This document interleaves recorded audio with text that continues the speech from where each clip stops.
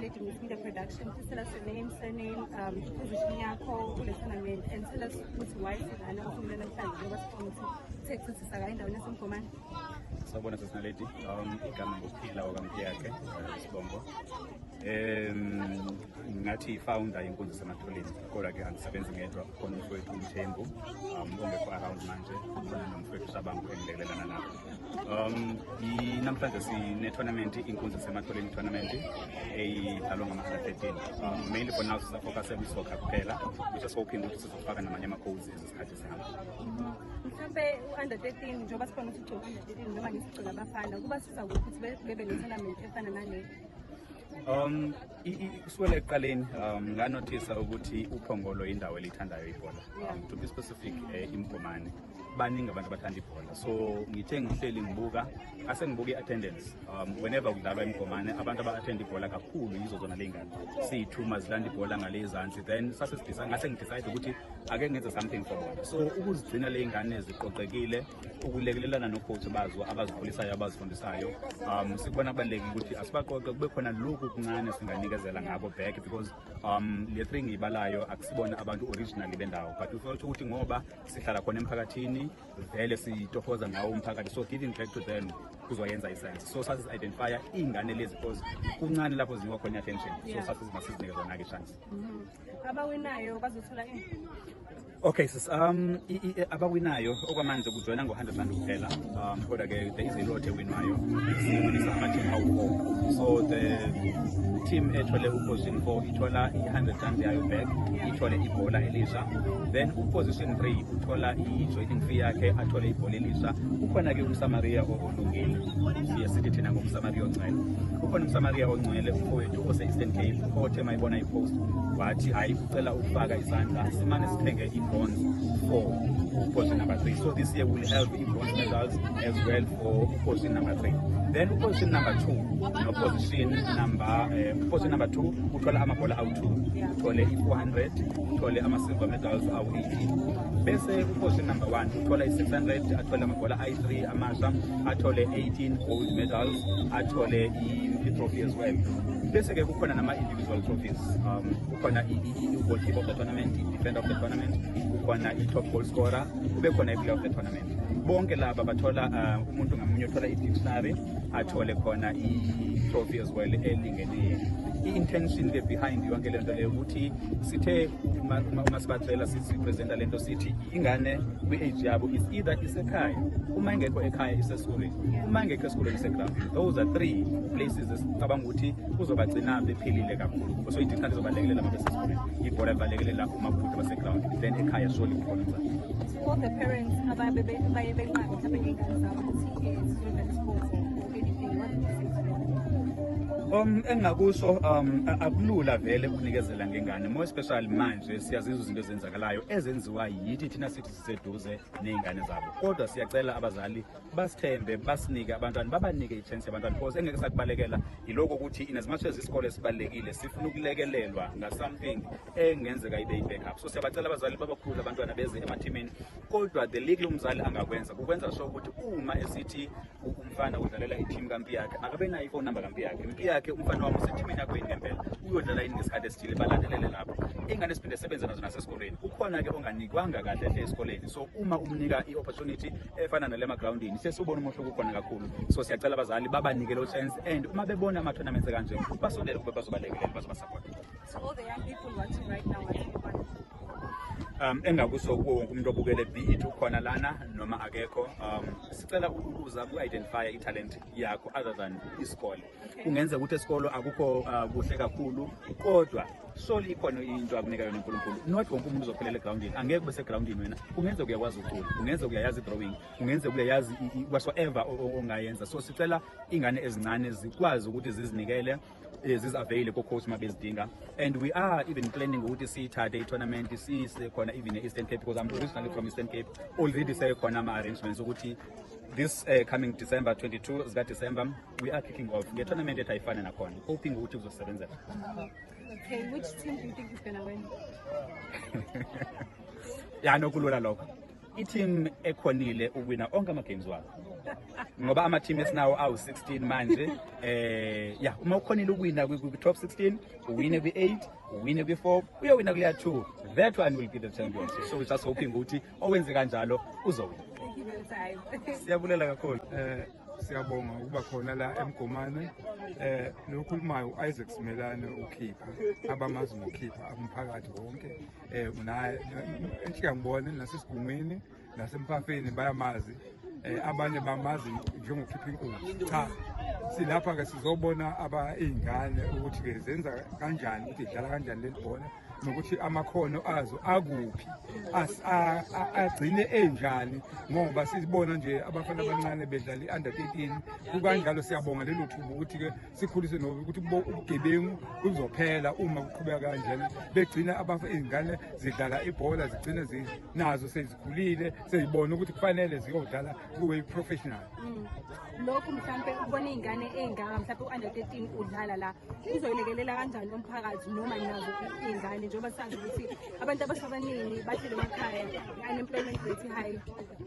Kuyasiza ke njengoba silapha nje izingane zilapha uma mhlambe umzali uyayifuna uyakwazi kusekhaya uyakwazi ukuyifuna kuthiwa ise groundini mayifika la groundini akuzima ukuthi efike ithole ngoba ufike ebuza ukuthi uphi ubani bemkhomba abangani bakhe ukuze bemthole vele lapha kuyazivikela izingane lokhu izingane kuthola mhlambe ziyaphuza zenza njani konke ukubhema konke kodwa lapha nje zihlala zibuka ibhola zijabule zidlale zijabule zibona amakhono azo ukuthi akuphi kusasa zibone nokuthi ubani udlala kanjani kusasa uyobe sokubesi mhlambe sokubani kanjani.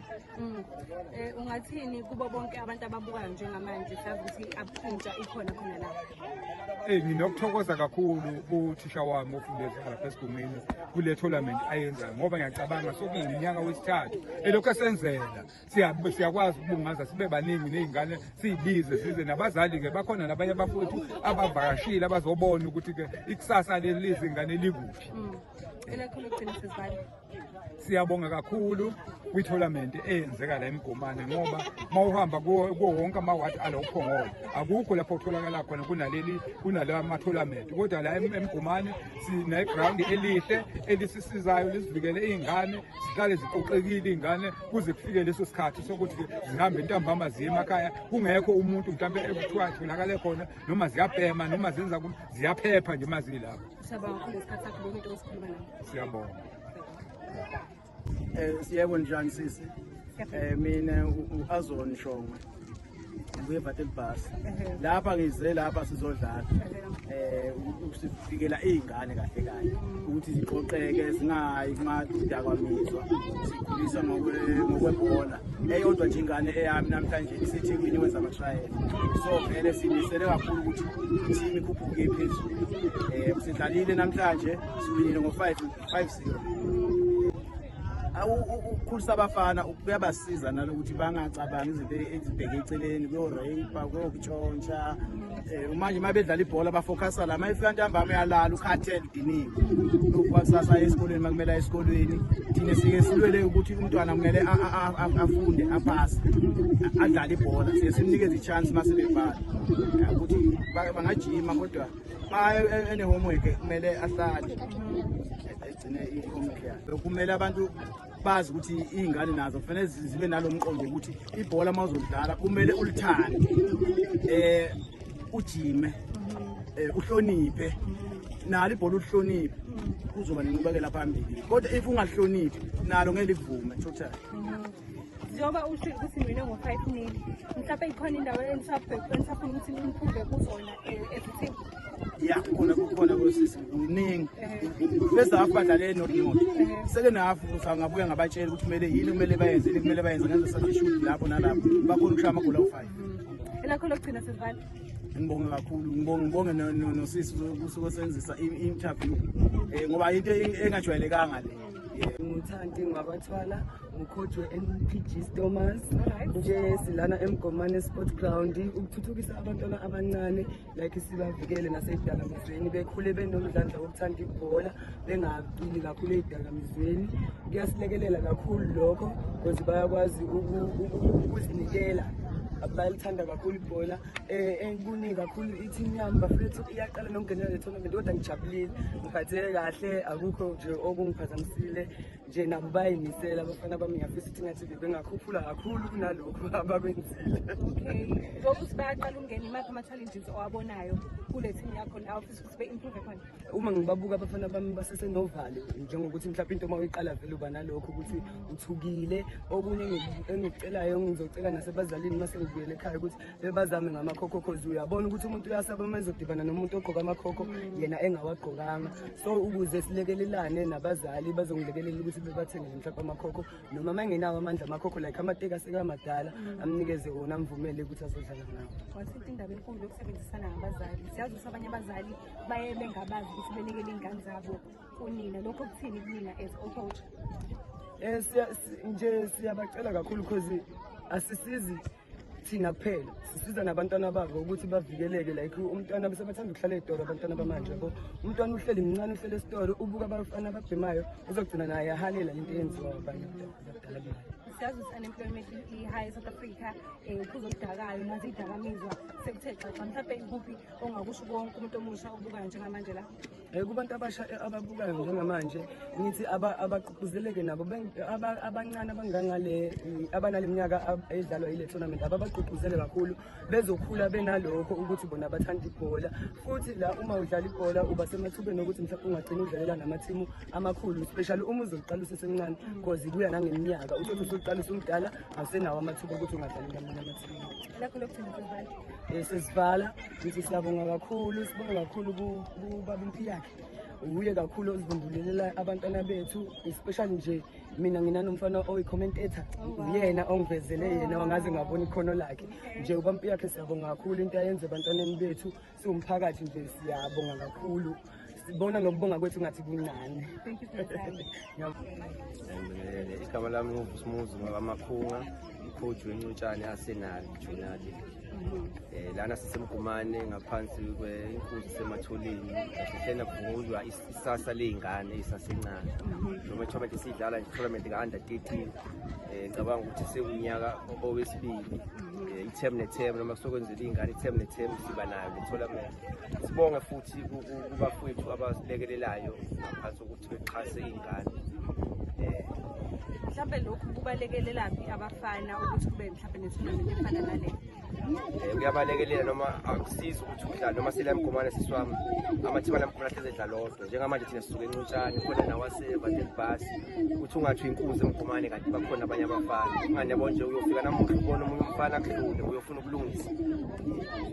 Siyabona iNcutshane ibilokhe ikora amagoli iphindelela. Mhlawumbe lokho kusho ukuthini kuwena njengocoach? Kuyangijabulisa noma ngicabanga ukuthi nami itheme yesi4 ngikhona.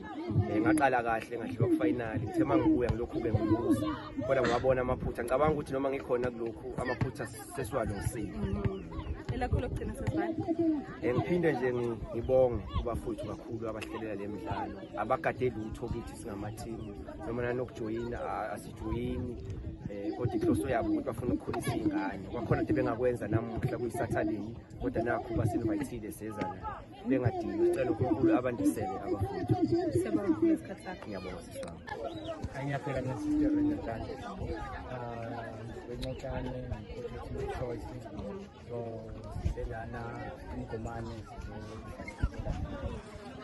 sematholeni lokho. So siyabona ukuthi kule nkunzi isematholeni tournament igcwele kakhulu iy'ngane under 13. Usually siyabona ukuthi kuyaye kugcwale mhlawumbe kuma-tournament abantu abako-20. Mhlawumbe nina nizizwa kanjani ukuthi kule tournament ibizwe o-under 13 as a coach? Mina nje ngiyajabula kakhulu ngoba ubizwe u-under 13, awusatholi ithuba lokudlala. Ukuthi kube khona umuntu obaxhasayo ngisafisa ukuthi qhubekele esikutholayo manje mhlawumbe ngomunye unyaka sesiphinda-phinda. To all the young people ababukayo njengamanje kungakusho kubona? Ngiyothi nje kubakhuthaza ukuthi ababuye 10 1 unyaka ozayo lobe izobisa khona sisematholeni sibe sizodlala bahlale futhi ba-edeke ngoba sisazodlala nama-semifinal amathimu lawa aphaya yalo siyazi ukuthi mhlampe nithendlala la egrandini noma niwinile but mhlampe khona ama-challenges esibhekana nawo imaphi ama-challenges owabonile ukuthi niyakubonini kwalungisa bonile sidlalile kahle sawina noma swinile akhona ama-mistake enzakalayo so badlalile kodwa ubona ukuthi bayashesha ukukhathala umoya uyabaphelela ukuthi ngelilanga uthole isikhathi esanele ukuthi siyitrayine kahle sizokwazi ukwalifaya siyidlale kahle elakhulu okugcina sezivana emithindeni ngiyabonga kubo bonke abakhona bengicela ukuthi nangonyaka osayo sibuyeni so basazodlala nama-semifinal kube sizobuka